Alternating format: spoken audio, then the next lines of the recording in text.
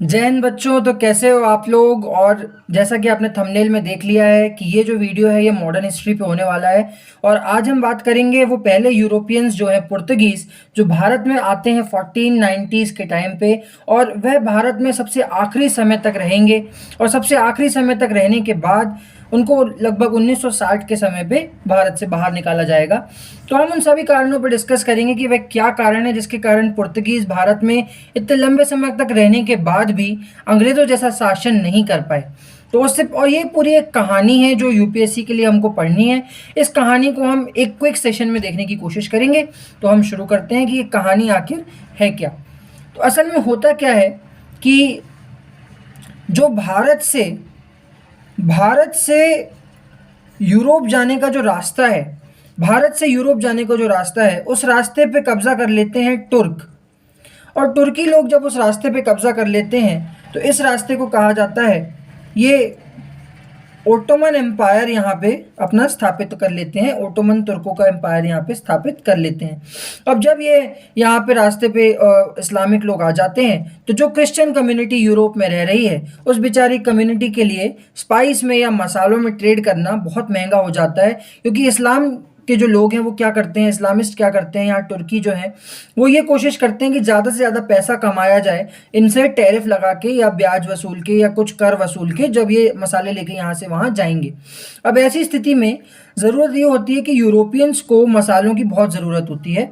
तो यूरोप के वो लोग जो यहाँ इस समय पुनर्जागरण जिनका हो चुका है, रेनेसांस जिनका हो चुका है, तो रेनेसांस हो चुके लोग यूरोप में, मैं एक यूरोप का रफ सा मैप बना रहा हूँ क्योंकि बिना मैप के मॉडर्न हिस्ट्री पढ़ना मूर्खता है। अब ये वाला जो इलाका है ये है आपका स्पेन और पुर्तगाल वाला इलाका। ये जो इलाका है ये है आपका स्पेन और पुर्तगाल वाला इलाका। अब भाई स्पेन और पुर्तगाल दोनों ही लोग जो थे वो आगे एक्सपीरियंस करना चाहते थे कि कैसे कोई अन्य रास्ता हम खोज सकते हैं समुद्री मार्ग से जिससे भारत पहुंचा जा सके, कोई तो ऐसा अल्टरनेट रूट होगा जिससे भारत पहुंचा जा सके। तो इसीलिए स्पेन और पुर्तगाल एक ट्रीटी करते हैं, एक संधि करते हैं, और इस ट्रीटी को बोला जाता है treaty of Tordesillas. Treaty of Tordesillas. अब ट्रीटी ऑफ टॉर्डेसिलास होती है और ट्रीटी ऑफ टॉर्डेसिलास में बोला जाता है कि इस तरीके से हम विश्व को दो हिस्सों में बांट लेंगे। जो पश्चिमी क्षेत्र है, वेस्टर्न साइड है दुनिया का, उसमें कौन राज करने जाएगा, कौन नए रास्ते खोजने खोजने जाएगा, वो है स्पेन। और जो पूर्वी क्षेत्र है उसमें कौन जाएगा, आपका पुर्तगाल। और इसीलिए यही कारण है कि भारत में कौन आएगा, भारत में स्पेन आएगा कि पुर्तगाल आएगा, यही कारण है कि भारत में कौन आया, भारत में आया पुर्तगाल। अगर आप वर्ल्ड मैप में देखेंगे, कोशिश करेंगे इसको, तो इस तरीके से, let me make a world map.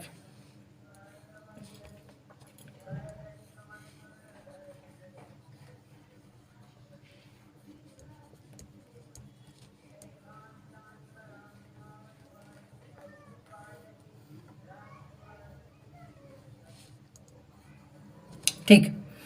तो अब अगर हम इस वर्ल्ड मैप में देखें तो कौन से लोग, यहाँ से बीच से एक लाइन काटी गई, कौन सी संधि के माध्यम से, ट्रीटी ऑफ टॉर्डेसिलास के माध्यम से। और ट्रीटी ऑफ टॉर्डेसिलास में बोला गया कि भाई जो स्पेन के लोग हैं वो जाएंगे यहाँ वेस्ट में, और जो पुर्तगाल के लोग हैं वो आएंगे यहाँ ईस्ट में। तो इसी रास्ते से होते हुए सबसे पहला जो नेविगेटर आता है, अब नेविगेटर क्यों आया उसका एक कारण है। तो हम यहाँ पे देखना शुरू करते हैं कि जो पुर्तगाल के एक राजा थे, पुर्तगाल के एक बड़े फेमस राजा हुए हैं, और राजा का नाम है किंग हेनरी। राजा का नाम है किंग हेनरी। अब इन हेनरी को क्या कहा जाता है, इस हेनरी को कहा जाता है Henry the navigator. Henry the navigator, ये नाम आखिर क्यों दिया गया हेनरी द नेविगेटर? ये नाम देने का कारण था क्योंकि ये जो राजा है हेनरी द नेविगेटर, ये नौकायान में बहुत ज़्यादा रुचि रखता था। तो हेनरी द नेविगेटर ने क्या किया, इंग्लैंड के उस समय के जो पुर्तगाल के पोप थे, पुर्तगाल के जो पोप थे, पोप मतलब पादरी, उनसे परमिशन ली। पोप का नाम था निकोलस फाइव। पोप का नाम था निकोलस 5 और निकोलस 5 से परमिशन लेके इन्होंने बोला क्या हम गुरुजी जा सकते हैं आगे दुनिया की खोज करने के लिए, हमें मसाले चाहिए। उन्होंने कहा बिल्कुल जाइए और ये परमिशन लेने के बाद हेनरी ने बॉर्थोलोम्यू डियास को बॉर्थोलोम्यू डियास को 1480s के आसपास 1480 के आसपास जो व्यक्ति का नाम है वो है बॉर्थोलोम्यू डियाज। बॉर्थोलोम्यू डियास को बोला कि भाई तुम निकलो यहाँ से बाहर और ढूंढ के आओ क्या भारत तक पहुँचने का कोई अन्य रास्ता है। देखिए नोट्स में हर एक चीज़ है जो मैंने अपने हैंड रिटन नोट्स आपको यहाँ प्रोवाइड किए हैं कि ऑब्सेस्ड किंग जो था हेनरी द नेविगेटर उसने परमिशन ली किंग पोप निकोलस 5 से और ट्रीटी ऑफ टॉर्डेसिलास हो चुकी थी स्पेन और पुर्तगाल के बीच में, वेस्ट और ईस्ट में बांट दिया गया था और इसके बाद उनको बोला गया कि भारत के लिए रास्ता ढूंढो और बॉर्थोलोम्यू डियाज 1487 में भारत की खोज के लिए निकलेगा। अब हुआ क्या, जब बॉर्थोलोम्यू डियाज भारत की खोज के लिए आगे निकला तो बॉर्थोलोम्यू डियास के भारत की खोज के लिए आगे निकलते समय वो एक समय तक तो पहुंचा, एक समय तक तो वो भारत की खोज के लिए पहुंचा, लेकिन एक समय के बाद वो थक गया और उसको ये लगने लगा कि कहीं ये उसके जीवन का आखिरी सफ़र ना हो। तो जब वो पुर्तगाल से निकला और वो पहुंचा इस जगह पे, ये यहाँ से वो पुर्तगाल से निकला और पुर्तगाल से निकलने के बाद वो पहुंचा इस जगह पे तो उसको उम्मीद का किनारा नहीं मिल रहा था, इसीलिए जब वो इस जगह पे पहुंचा उसको ज़मीन दिखी तो इस जगह का नाम भी क्या रखा जाएगा, इस जगह का नाम रखा जाएगा उम्मीद का किनारा। और उम्मीद के किनारे को इंग्लिश में बोला जाता है Cape of Good Hope, Cape of Good Hope. तो केप ऑफ गुड होप में कौन पहुंचा? केप ऑफ गुड होप में पहुंचा बॉर्थोलोम्यू डियाज और ये वर्ष था 1487। वो यहाँ तक पहुँचने के बाद उसको लगा कि यार ये मेरे जीवन का आखिरी सफ़र हो सकता है तो मुझे वापस चले जाना चाहिए, तो यहाँ से वो चला गया वापस पुर्तगाल। और फिर आएगा 1490s के टाइम पे 1498 के समय वास्को डिगामा, और ये जो व्यक्ति है वास्को डिगामा यूरोप के इतिहास में इसको भारत को खोजने वाला व्यक्ति कहा जाता है। तो यहाँ पे व्यक्ति आएगा जिसका नाम है वास्को डिगामा। और ये वास्को डिगामा नाम का व्यक्ति जब भारत की खोज के लिए आएगा तो वो सबसे पहले कहाँ पहुँचेगा? ये वास्को डिगामा वाला व्यक्ति पुर्तगाल से निकलेगा, पुर्तगाल से निकल के पहुँचेगा केप ऑफ गुड होप, और केप ऑफ गुड होप में इसको एक व्यक्ति मिलेगा। वो व्यक्ति बोलेगा आओ तुम्हें भारत का रास्ता नहीं पता, तुम्हें भारत का रास्ता मैं बताता हूँ। और ये जो व्यक्ति होगा इसका नाम है अब्दुल माजिद। तो अब्दुल माजिद नाम का एक व्यक्ति रहेगा। अब्दुल माजिद नाम का ये व्यक्ति भारत का रास्ता किसको दिखाएगा? ये भारत का रास्ता दिखाएगा वास्को डिगामा को। और वास्को डिगामा भाई साहब यहाँ से इसके साथ बैठ के आएंगे और ये पहुँचेंगे कालीकट। ये पहुँचेंगे कालीकट। कालीकट कहाँ पे है? कालीकट है केरला में। तो केरला कालीकट में वास्को डिगामा साहब पहुँचेंगे, अब्दुल माजिद इनको लेके पहुँचेगा और जो राजा इनका स्वागत करेगा वो राजा है भाई ज़ेमुरिन। ज़ेमुरिन नाम का राजा इनका स्वागत करेगा। अब ज़ेमुरिन नाम का राजा जब इनका स्वागत करेगा तो वह यहाँ पे आने के बाद वास्को डिगामा की इच्छा थी कि इस इलाके में केवल और केवल पुर्तगीज़ लोग ही ट्रेड कर सकें। लेकिन आपको यदि याद हो, आपने अगर कभी सुना हो तो इस इलाके में भारत का ये जो अरेबियन सी वाला इलाका है यहाँ पे बहुत लोग बरसों से व्यापार कर रहे हैं और इन व्यापारियों में अरब शामिल है, तुर्की शामिल है, गुजराती शामिल है। बहुत से लोग यहाँ पे लगातार क्या कर रहे हैं? ट्रेड या व्यापार कर रहे हैं। लेकिन पुर्तगाली ऐसा नहीं चाहते हैं कि ये लोग यहाँ पे व्यापार करें। तो इस केस में क्या होगा कि ये लोग ऐसा नहीं चाहते हैं कि पुर्तगाली लोग यहाँ पे व्यापार करें। तो पुर्तगीज़ जब यहाँ पे आए 1498 में तो उन्होंने अब्दुल माजिद के माध्यम से वो यहाँ पे पहुँचे और पुर्तगाली से वास्को डिगामा जब यहाँ से वापस गए भारत से तो उन्होंने लगभग 3 गुना मुनाफा कमाया, 3 टाइम्स बेनिफिट कमाया। किससे? जो मसाले उन्होंने भारत से ले जाके वहाँ पुर्तगाल में बेचे। और जब ये पता चला किसको? जब ये पता चला पेड्रो अल्वारेज कैब्राल को, छोटे में बोलेंगे कैब्राल को, जब ये चीज़ पता चली तो कैब्राल को ये चीज़ पता चली तो उसने बोला यार हम भी जाएंगे। तो कैब्राल भाई साहब भी पहुंचते हैं 1500 में। कहाँ पहुंचेंगे? कालीकट। और कालीकट पहुंचने के बाद ये एक फैक्ट्री बनाते हैं। अब कई लोग ना फैक्ट्री को यहाँ पे जो भी लोग नया मॉडर्न हिस्ट्री पढ़ना शुरू करते हैं वो फैक्ट्री को गलत समझ लेते हैं। फैक्ट्री का मतलब ये ऐसी बिल्डिंगें और मशीन चलना नहीं है। फैक्ट्री का मतलब है इस जगह पे, फैक्ट्री का मतलब है यहाँ पे वेयर हाउस। फैक्ट्री का मतलब है वेयर हाउस, एक भंडारण व्यवस्था है जहाँ पे आपने जो भी सामान खरीदा है उसको रखा जाएगा। That is what factory is. ठीक है, तो ये क्या करते हैं, कालीकट में जहाँ पे वास्को डी गामा आया था वहाँ पे ज़ैमोरिन से परमिशन लेके एक फैक्ट्री बना लेते हैं। और फैक्ट्री बनाने के बाद ये और भी काम करते हैं। ये केरला में और नीचे की तरफ आते हैं और कोची और कैन्नानोर, ये दोनों ही जगह जो केरला में है, ये दोनों ही जगह जो भारत के केरला राज्य में स्थित हैं, यहाँ पे कोचिन और कैन्नानोर में ये एक सामरिक अनुबंध कर लेते हैं, सामरिक ट्रीटी कर लेते हैं, संधि कर लेते हैं यहाँ के राजाओं से और बोलते हैं भाई हम यहाँ पे आएंगे तो हमको सामान खरीदने, हमारी जहाज़ों को यहाँ से ले जाने की अनुमति आप दे देना। फिर वास्को डी गामा फिर से आते हैं 1501 में। वास्को डी गामा फिर से आते हैं 1501 में और वास्को डी गामा इस बार आते हैं तो वो ज़ैमोरिन को फोर्स करते हैं कि देखो ज़ैमोरिन, अब हम यहाँ पे ट्रेड करेंगे और सिर्फ हम ही ट्रेड करेंगे, बाकी कोई ट्रेड नहीं करेगा। लेकिन ज़ैमोरिन के अरबियों से बहुत अच्छे संबंध थे, गुजरातियों से बहुत अच्छे संबंध थे। ज़ैमोरिन इस बात को मना कर देते हैं, लेकिन वास्को डी गामा अपनी धुन में थे। तो वास्को डी गामा ने क्या किया, उठाई लाठी और अरबियों को मारना शुरू कर दिया। और जब अरबी लगातार पिटते चले गए तो बहुत हॉस्टेलिटी, बहुत अत्याचार किए गए अरबियों पे, अरब्स को बहुत मारा गया और इतना मारा गया कि अरब हार गए। उस जगह पे एकाधिकार किसने स्थापित कर लिया, वास्को डी गामा या पुर्तगाल के लोगों ने। और ट्रेडिंग फैक्ट्री जो कैन्नानोर, जहाँ पे जो हमारे कैब्राल साहब आए थे, कैब्राल साहब ने जहाँ पे संधि करी थी कैन्नानोर में, वो कैन्नानोर केरला में उन्होंने क्या किया, फोर्टिफाइड का मतलब होता है किलाबंदी कर लेना। उन्होंने क्या किया, किलाबंदी कर ली यहाँ पे।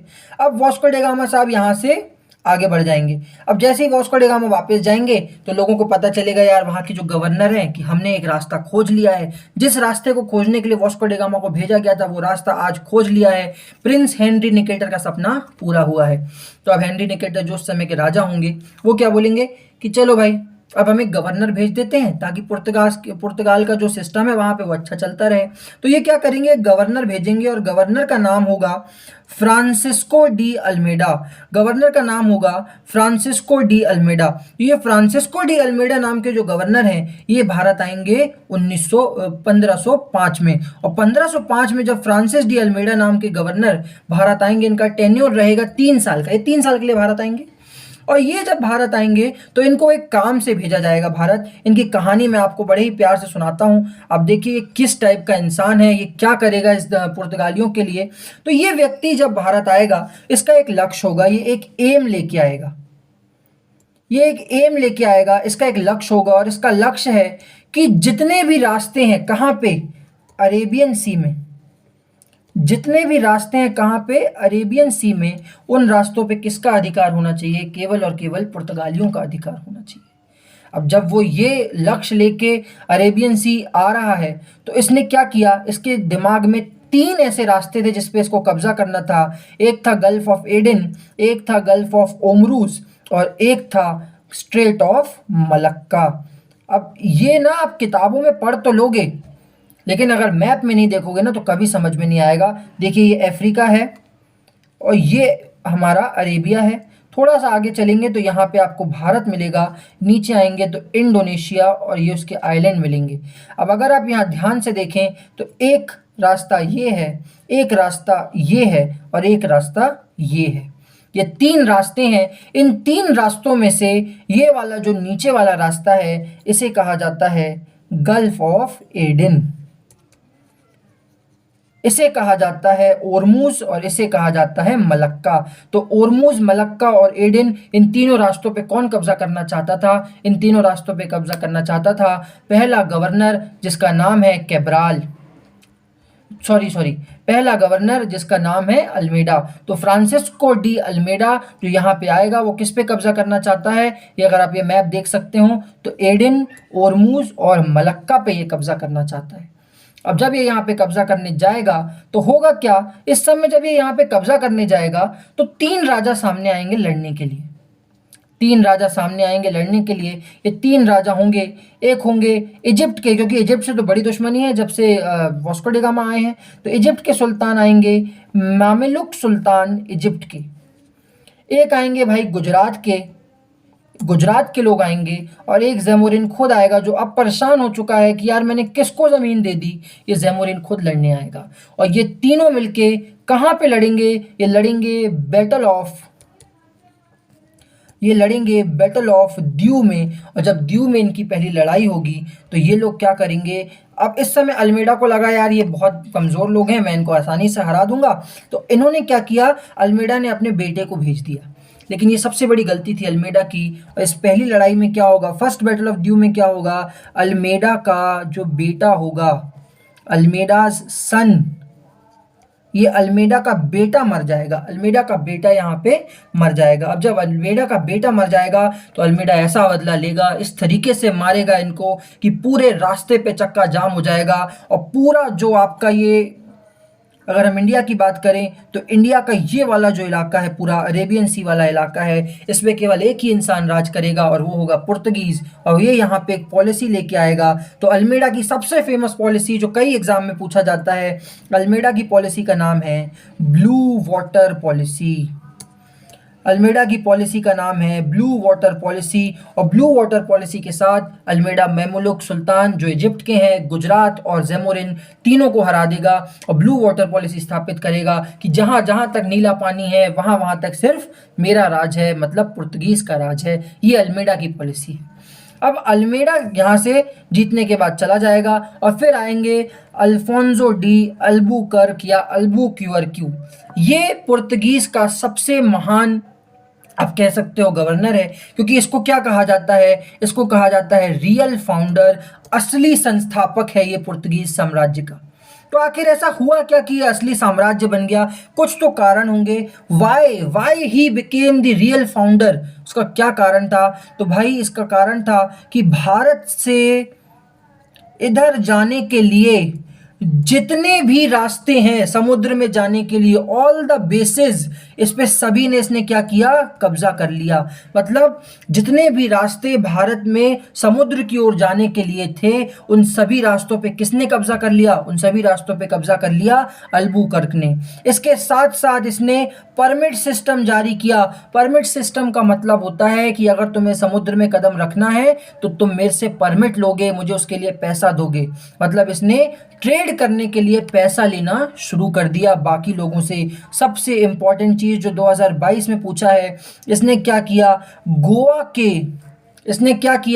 गोवा के जो सुल्तान थे, बीजापुर के जो सुल्तान थे, उनसे गोवा खरीद लिया, उनसे गोवा एक्वायर कर लिया।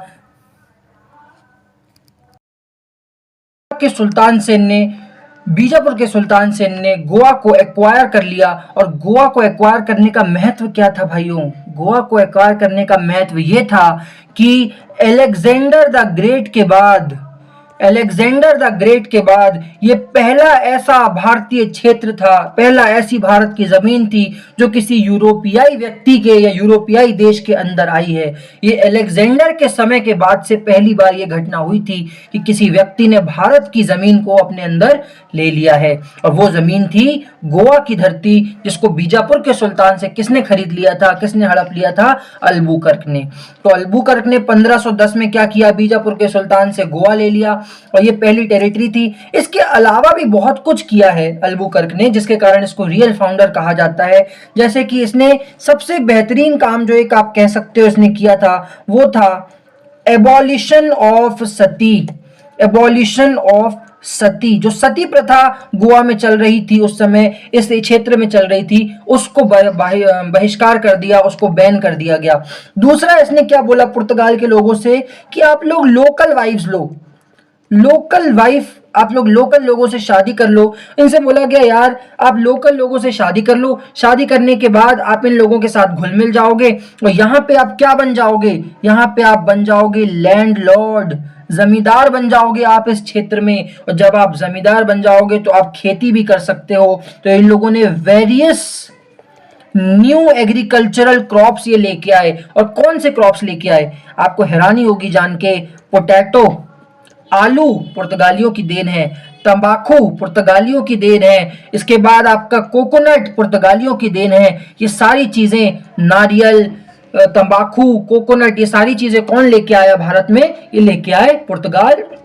और स्पेसिफिक बोले तो अल्बुक्वेर्कू या अल्बुकर्क, तो अल्बुकर्क ने ये काम यहाँ पे किया। लेकिन इसकी पॉलिसी एक सबसे खराब थी कि ये मुस्लिम से चिढ़ता था, ये मुस्लिम से चिढ़ता था और इसलिए मुस्लिमों को बहुत मारा इसने, बहुत प्रोसिक्यूट किया मुस्लिम्स को बहुत पिटाई लगाई इसने, न्यू क्रॉप्स ऑफ सेटलमेंट वगैरह सब लगाए, लेकिन मुस्लिम्स के साथ इसने बहुत अत्याचार किए। इसके बाद वास्को डी गामा एक बार और आएगा, क्योंकि टोटल वास्को डी गामा 3 बार आए हैं।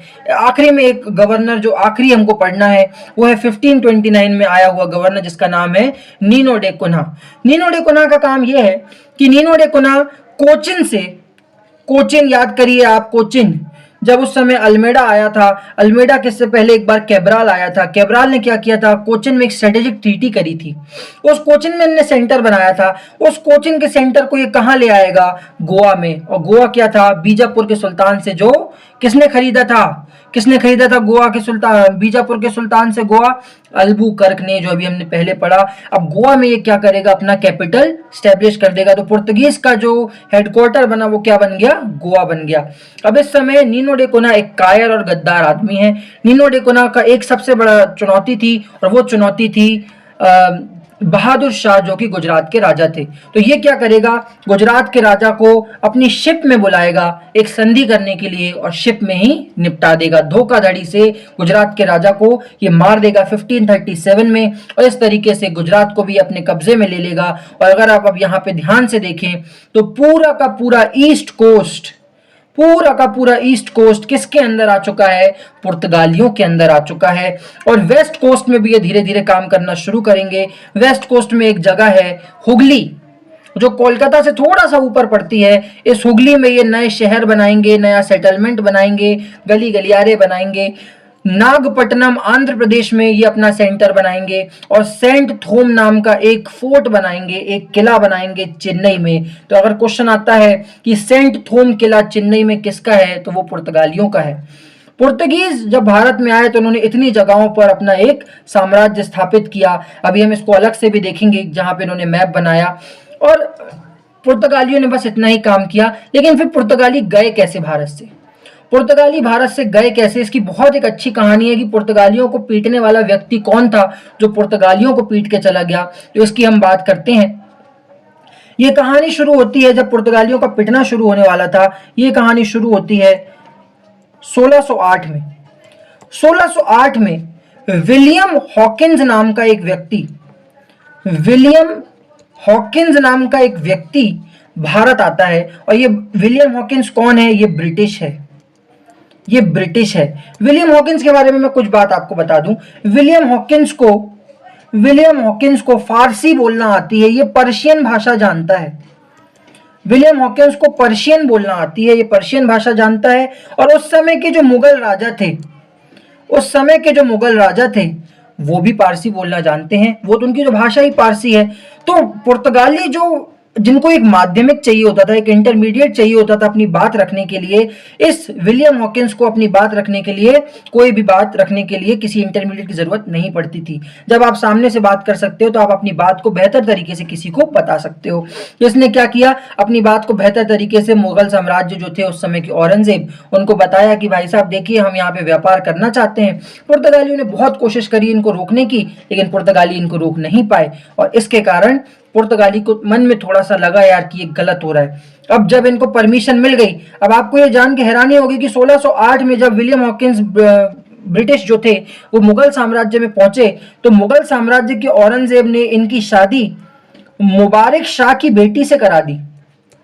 मुबारक शाह की बेटी से इन्होंने करा दी, इसकी बेटी से, इसकी डॉटर से, मुबारक शाह की डॉटर से किसकी शादी करा दी, विलियम हॉकिंस की। और इसको 400 का मनसब भी दे दिया, 400 का मनसब भी दे दिया, और एक सैलरी बांधी। वो सैलरी कभी नहीं मिली इसको, लेकिन ये सब किताबों में है तो पढ़ा जाता है कि इसको मनसब भी दे दिया गया, मनसबदार बना दिया गया। अब इतना सब होने के बाद 1611 का समय था। 1611 का समय था, ब्रिटिश की नाव या ब्रिटिश के जहाज आ रहे थे सूरत। जब तक सूरत पे ऑलरेडी कौन कब्जा कर चुके थे? पुर्तगीज। तो सूरत आ रहे थे कौन? ब्रिटिश के जहाज। और ब्लू वाटर पॉलिसी चला के रखी थी किसने? पुर्तगीज ने। तो जैसे ही ब्रिटिश के जहाज सूरत पे आने को हुए, भाई पुर्तगाल वाले खड़े हो गए, बोले पैसा, पैसा लाओ।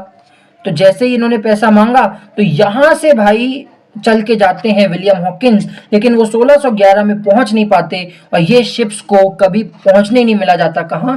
सूरत में। लेकिन ब्रिटिश इस समय तक इतने ताकतवर हो चुके थे, ऑलरेडी एडवांस हो चुके थे, कि ब्रिटिश ने बोला तुमने हमारी शिप्स रोकी हैं, हम तुम्हारा भारत में पूरा खाना पीना ही रोक देंगे। और इस समय क्या होगा?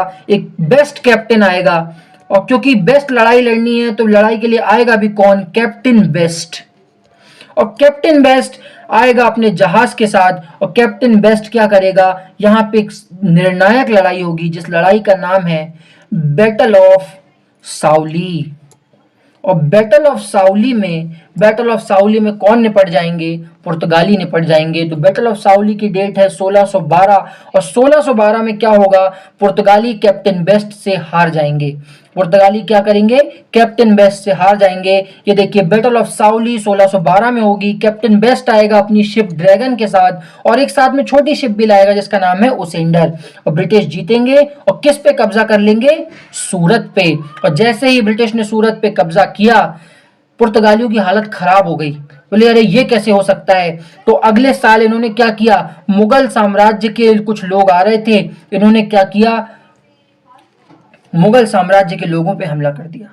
अब जैसे ही मुगल साम्राज्य के लोगों पे हमला किया, तो उस समय मुबारक खान, जो उस समय के इंचार्ज हुआ करते थे सूरत के, उन्होंने लड़ाई कर ली किससे? पुर्तगीज से। और जैसे ही लड़ाई हुई तो पुर्तगीज का जो विश्वास था अंग्रेज उस पे, मुगलों पे, और मुगलों का जो विश्वास था पुर्तगीज पे, वो धीरे धीरे खत्म होते चला गया। और शाहजहां के आते आते तक ये सारा अपना जो उनको फेवर मिला हुआ था हमारे मुस्लिम साम्राज्य से या मुस्लिम राजाओं से, मुगल साम्राज्य से, वो खत्म हो जाएगा। 1632 में हुगली में, मैंने आपको बताया हुगली में इन्होंने एक साम्राज्य बनाया था। हुगली में क्या था? एक सिटी इन्होंने बना ली थी, यहाँ पे लोग नमक वगैरह बनाते थे, सब कुछ इन्होंने मोनोपोलाइज कर लिया था, एकाधिकार बना लिया था। अब इन्होंने क्या किया? यहाँ पे ये दासों का व्यापार करते थे, स्लेव ट्रेड करते थे, लेकिन लड़कियों को और बच्चों को और दासों को पकड़ते पकड़ते ये भूल गए कि गलती से मुमताज महल की रानियां ना पकड़ लें। और इन्होंने क्या किया?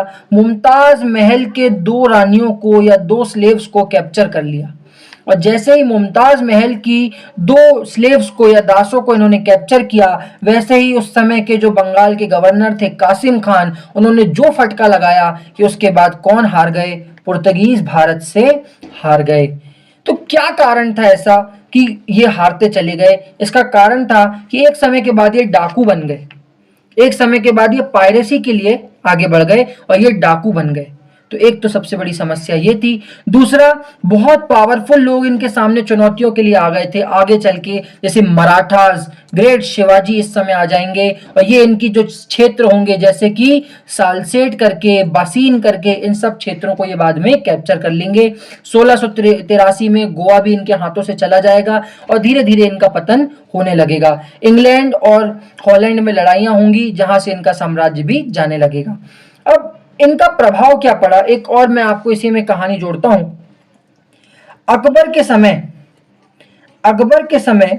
अकबर क्योंकि बहुत ही सेक्युलर व्यक्ति था, वो रिलीजियस हर धर्म को जानना चाहता था, इसीलिए अकबर के आगे द ग्रेट लगता है, अकबर द ग्रेट। तो अकबर ने क्या किया? इनसे बोला कि आप हमें 2 क्रिश्चियन मिशनरी भेजो और क्रिश्चियन प्रीस्ट भेजो, हम उनसे बात करना चाहते हैं कि आखिर क्रिश्चियन धर्म है क्या। तो इन्होंने क्या किया? ये जो पुर्तगाल के लोग थे, इन्होंने 2 लोगों को अकबर से मिलने के लिए भेजा, और वो 2 लोग थे 1579 में लर्न्ड प्रीस्ट जिनको भेजा, वो थे मोन्सेराट और एक्वाविवा। एंटोनियो मोन्सेराट और रोडोल्फ एक्वाविवा को यहाँ पे भेजा। 1590 में फिर से भेजा, और इनका एक ही लक्ष्य था कि हम इनको भेज रहे हैं तो अकबर को इस्लाम से हम क्रिश्चियन बना दें। इनका एक ही लक्ष्य था कि अकबर कैसे भी करके क्रिश्चियनिटी को अपना ले। 1595 में तीसरी बार इन्होंने भेजा, और इस बार लोग बदल दिए। इस बार जेवियर और पिनहिरियो गए। जेवियर और पिनहिरियो अकबर से मिलने गए, लेकिन अकबर कभी बदला नहीं। और जब औरंगजेब आया तो औरंगजेब थोड़ा और कट्टर था, तो वो तो बदलने की इच्छा रखता ही नहीं था। ये वो सारी बातें लिखी हुई हैं जो मैंने आपको पहले ही बता दी हैं कि विलियम हॉकिंस 400 का मनसब मिला, 30,000 की सैलरी मिली, मुबारक शाह की बेटी से उसकी शादी करा दी गई। तो ये कुछ कारण थे, लड़ाइयाँ वगैरह, जिसके कारण ये जो पुर्तगाल के लोग थे ये भारत से धीरे धीरे गायब होने लगे। अच्छा, गोवा की इंपॉर्टेंस खत्म हो गई क्योंकि विजयनगर एम्पायर जैसे ही खत्म हुआ तो गोवा की इंपॉर्टेंस भी खत्म हो गई। तो गोवा तुमने जो कब्जा के रखा है उसका भी कोई वैल्यू नहीं बची। और बाद में क्या हुआ, लास्ट टाइम पे क्या हुआ, ये इनका पूरा का पूरा फोकस कहाँ शिफ्ट हो गया, ब्राजील की तरफ। और जब ये लोग ब्राजील जाने लगे मसालों के लिए तो भारत की वैल्यू अपने आप इनके लिए खत्म हो गई। तो क्या महत्व था पुर्तगालियों का? पुर्तगालियों का महत्व था कि इन्होंने यूरोपियाई काल की शुरुआत करी, यूरोपियन एरा की शुरुआत करी। ये नेवल पावर थे, नौसेना को ये लेके आए, नौसेना की शक्ति को बढ़ाया। और ये जो जहाज लेके आते थे इनमें कैनन लगे होते थे, बड़े बड़े तोपची या तोप लगी होती थी जो भारत की जहाजों में नहीं मिलती थी। इनका वॉर स्टाइल, लड़ाई का तरीका, ये लड़ाई कैसे करते थे, हमारे भारत के लोग एक झुंड बना के जाते थे, ये लड़ाई कैसे करते थे, छोटे छोटे ग्रुप्स बनाते थे और इन ड्रिल्स के साथ ही अटैक करते थे। बाद में ये व्यवस्था मराठों ने, मुगलों ने, सबने अपना ली। इन्होंने पेंटिंग और स्कल्पचर को बहुत बढ़ावा दिया, बहुत सारी पेंटिंग कल्चर, जिसको हम कहते हैं नेचुरलिज्म, प्रकृतिवाद को बढ़ावा दिया। क्रिश्चियनिटी को इन्होंने प्रमोट किया, सोने चांदी की दुकानें बहुत बढ़ाई। तो अगर मैं एक छोटे 1 मिनट में इस पूरे सेशन को कंक्लूड करूं तो ये सेशन क्या था, प्रिंस हेनरी द नेविगेटर ने पोप निकोलस 5 से अनुमति ली कि क्या सर मैं जा सकता हूं। उसने बोला हाँ जाओ, नया रास्ता ढूंढ के आओ। ट्रीटी ऑफ टॉर्डिसिलास हुई, स्पेन एक तरफ चला गया, पुर्तगाल अपने रास्ते से आगे आया। बार्थोलोमेओ डियाज आता है, थक हार जाके रुक जाता है, कहाँ, केप ऑफ गुड होप पे वापस चला जाता है। फिर आते हैं Vasco D gamma, Abdul Majid की सहायता से वास्को डी गामा पहुंचते हैं कालीकट। वहां जब ज़ेमुरिन उसका स्वागत करते हैं। वास्को डी गामा चाहते थे इस पूरे साम्राज्य पे सिर्फ हम राज करेंगे समुद्र में, लेकिन ज़ेमुरिन अरबियों के साथ, गुजरातियों के साथ बहुत अच्छे संबंध रखता था, तो उसने इस चीज को मना कर दिया।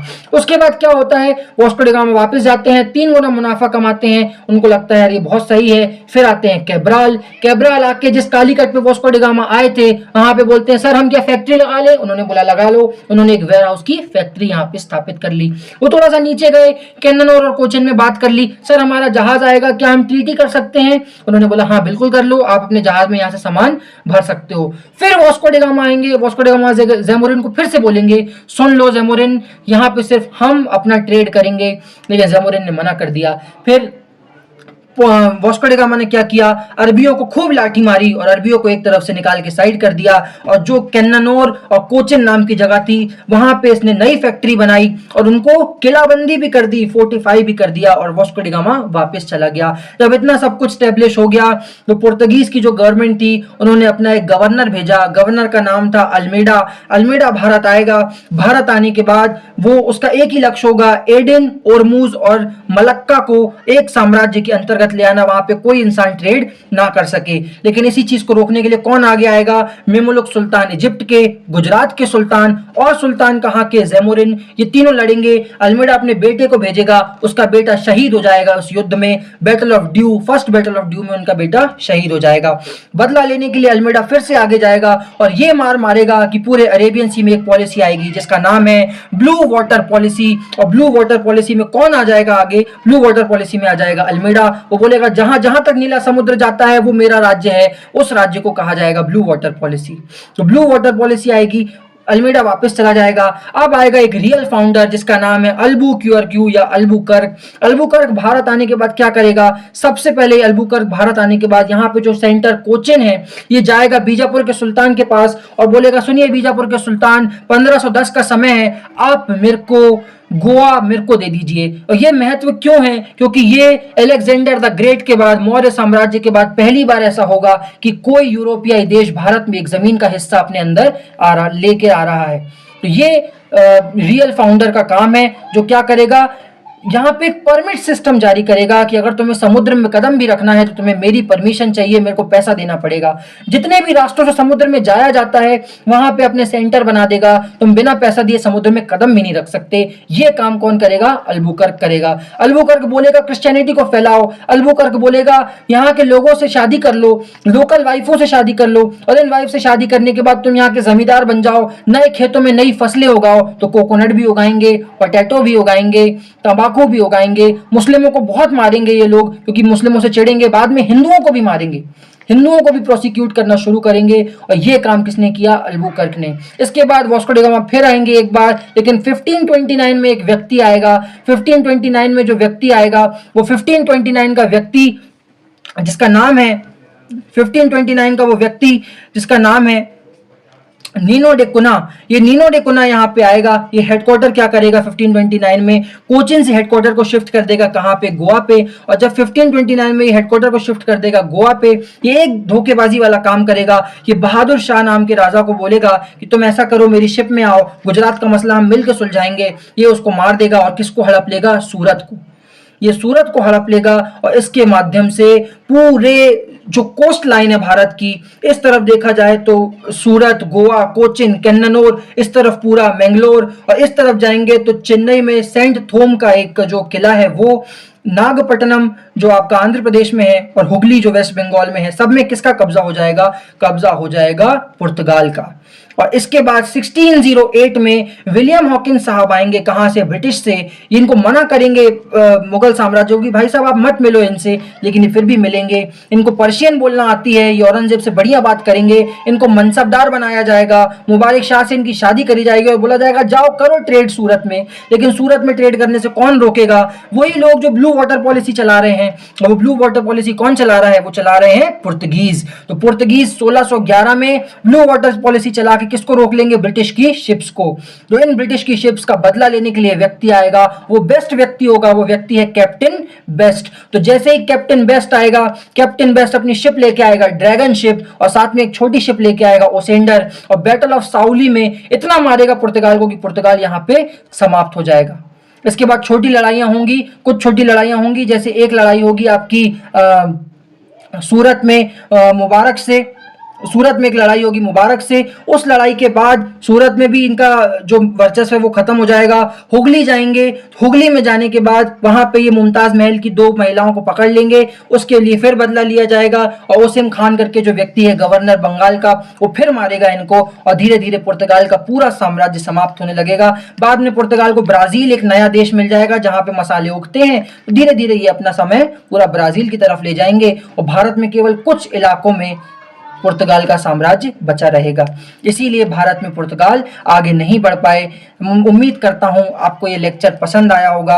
एक बार इस कहानी को जैसे 3 मिनट में मैंने दोहराया है, एक बार खुद दोहरा के देखिए, और आप देखेंगे कि ये वाला जो चैप्टर है कि एक बार में आपको याद हो जाएगा। अगर आपको लेक्चर पसंद आया हो तो प्लीज लाइक करें, सब्सक्राइब करें और देखते रहिए हमारे चैनल को। आदित्य कमलेश अवस्थी। मिलते हैं अगले वीडियो में। जय हिंद, जय भारत, वंदे मातरम।